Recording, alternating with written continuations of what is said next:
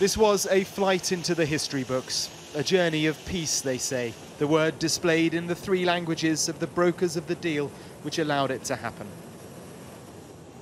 Genuinely, it marks a significant shift in the geopolitics of this region, an Israeli airline full of Israeli government officials off to the Arab world, and with the Americans taking credit for the whole thing.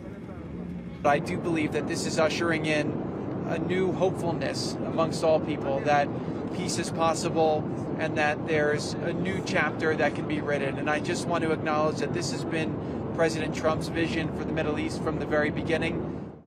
And yet it was an irony that the plane's journey took it straight over the missing element in all this, the Palestinians. Speaking as the plane was flying overhead, the Palestinian Prime Minister said it has hurt us very much to see an Israeli plane landing in the Emirates. It's a clear and blatant violation of the Arab position regarding the Arab-Israeli conflict. For the very first time, an Israeli registered aircraft will overfly Saudi Arabia. They see it as an Arab betrayal compounded by the decision of the Saudi government to allow the plane into their airspace, another first. As it touched down in Abu Dhabi, the Israeli flag was displayed for the first time in these parts, a signal that the UAE is formally recognizing the Jewish state and ditching the convention that it would never do so until the formation of a state of Palestine.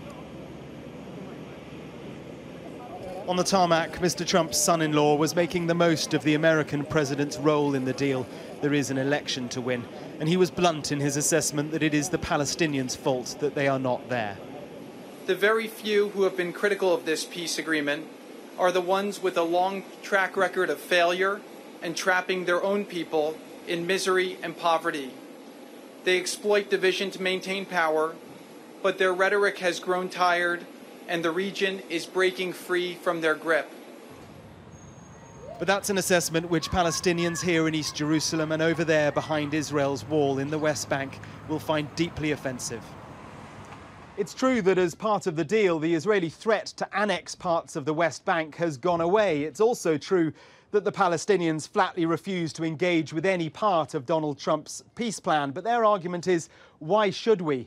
The plan doesn't give the Palestinians a capital city here in East Jerusalem, and it doesn't give them as much land as everyone agreed to in the Oslo Accords so many years ago. This may be a realpolitik approach and a new alliance against Iran, but it threatens to leave the Palestinians behind, and they are still at the heart of the problem and the solution in this region. A peace flight and a peace deal it may be, but without the Palestinians, where can it really lead? Mark Stone, Sky News in Jerusalem.